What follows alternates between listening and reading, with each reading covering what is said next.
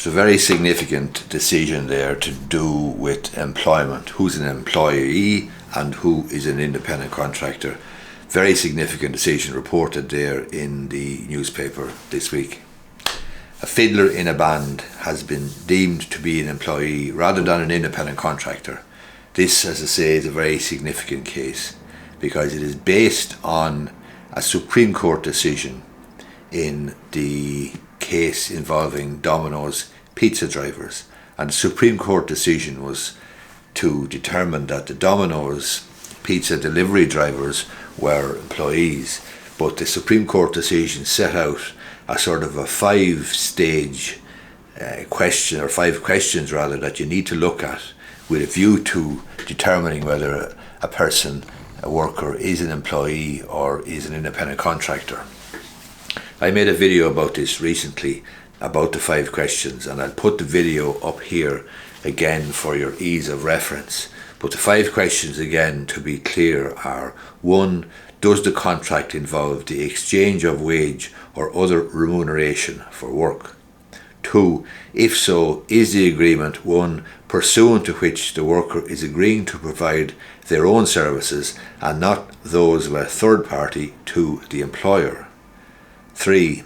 If so, does the employer exercise sufficient control over the putative employee to render the agreement one that is capable of being an employment agreement? 4. If these three requirements are met, the decision maker must then determine whether the terms of the contract between employer and worker, interpreted in the light of the admissible factual matrix and having regard to the working arrangements between the parties as disclosed by the evidence, are consistent with a contract of employment or with some other form of contract, having regard in particular to whether the arrangements point to the putative employee working for themselves or for the putative employer.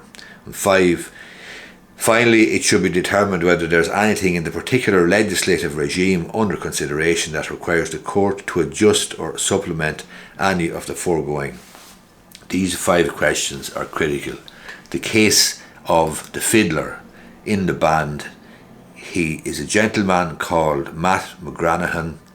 He worked for a top country music star, Michael English, and he has been awarded almost €44,000 for unfair dismissal and breaches of employment rights after the WRC rejected that the claim, or that the musician was a contractor, an independent contractor working gig to gig for 6 years.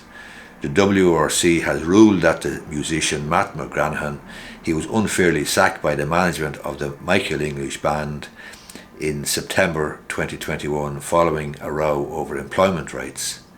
This decision, published this week, is based on the principles that I've referred to at the beginning of this video, the 5 questions from the Supreme Court, where the Supreme Court, in that case involving Domino's pizza drivers, distinguished employees from contractors. At the initial hearing in this complaint, Mr. McGranahan told the WRC that he secretly recorded a band meeting in August 2021 when Michael English said making band members employees was a non-runner. He said, "I have too many things going on and I'm going to continue hiring musicians the same way I've always done for the last 22 years. If that doesn't suit any of ye, I'd appreciate it if you'd let me know now," the singer is alleged to have said. Mr. McGranahan was then told by email that his services were no longer required the following month, and he received no notice pay upon termination of the relationship. 2 years earlier, Mr. McGranahan had raised the question of employment status, and Mr. English had made it clear to him that the band's manager, music promoter Paul Claffey, wanted him gone.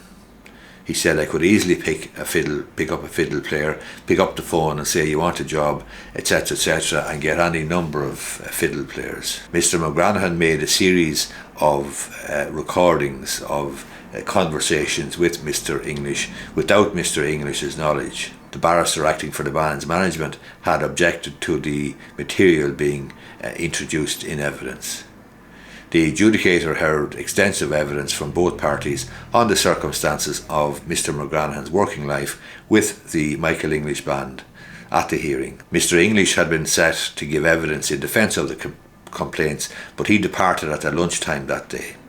The tribunal was told that he had a prior commitment, and the complainant side agreed the case could go on without the singer's evidence being required. The barrister for the company, the music company, Michael English's management company, vigorously and strenuously denied that Mr. McGranahan was ever an employee and said that he had always been a contractor. Mr. McGranahan asked the WRC to find that he was an insurable or in insurable employment with MEPC Music, and this would actually set aside a previous ruling made by the Social Welfare Appeals Office. Mr. McGranahan said that 98.7% of his annual earnings came from MEPC Music, the joint venture of Mr. Claffey and Mr. English. The barrister for the company put it to Mr. McGranahan, my client is going to say you're gig to gig. The claimant accepted when questioned that he was never given a contract, a written statement of terms and conditions of employment, or a set of disciplinary procedures. Counsel said, so you were never given any document from MEPC Limited, and Matt McGranahan said that's a consequence of bogus self-employment. Barrister for the respondent also contended that Mr. McGranahan had been able to decide whether he wished to take up a gig, and so there had been no mutuality of obligation on the parties to provide work and to work when work was given. Mr. Ryan submitted, that's the barrister, submitted that the case law required mutuality of obligation to determine that an employment relationship existed. However, the adjudicator said that the Supreme Court had rejected the mutuality of obligation test referred to by Mr. Ryan in its decision on Revenue Commissioners versus Carshan Midlands Limited last October, and the Supreme Court had set out a new test which considered the exchange of money for work, the level of control exercised by the alleged employer, and whether the purported employee was providing personal services or had the right to engage a substitute. And those three questions, or those 3 points, are the 3 referred to at the beginning of this video, the 5 questions that the Supreme Court says that you need to have a look at to determine whether a person is an employee or an independent contractor. The adjudicator noted that the relationship between Mr. McGranahan and MEPC Music involved the weekly exchange of money for work, as well as the provision of his personal services as the band's resident fiddle player, with substitutes only permitted in exceptional situations. There was also sufficient control exercised by the employer to potentially qualify the relationship as an employment, she wrote, as Mr. McGranahan had no flexibility on when he played with the band, wore a uniform, was told what to play, and took direction from the company. On this basis, the adjudicator ruled that Matt McGranahan could not be a contractor and had been an employee of the company, giving her jurisdiction to rule on the 10 employment rights complaints that he'd lodged. She found that his dismissal had been unfair, and she awarded him, the musician, 6 months' salary for his losses, a sum of €26,880. That's for the unfair dismissal. There was other breaches then as well, and she also awarded compensation totalling $12,480 for breaches of employment rights under the Organisation of Working Time Act 1997, the Terms of Employment Information Act 1994, and the Minimum Notice and Terms of Employment Act 1973. Mr. McGranahan is also to receive 4 weeks notice pay, €4,480 under the Payment of Wages Act. So in total, MEPC Music Limited has been directed to pay Matt McGranahan, the fiddler, €43,840 on foot of his 10 complaints. That's an interesting case. It's the first significant decision we've seen since the Supreme Court decision in October 2023, setting out the 5 questions that you need to look at to determine whether a person is an employee or an independent contractor. This is the first decision, or first sort of high profile decision on foot of that, and it'll be interesting to see if there are other ones to do with this question of employee, independent contractor, bogus self-employment, etc, etc. I hope you find this video useful. If you do, I would appreciate if you hit the thumbs up button down below. Thank you very much.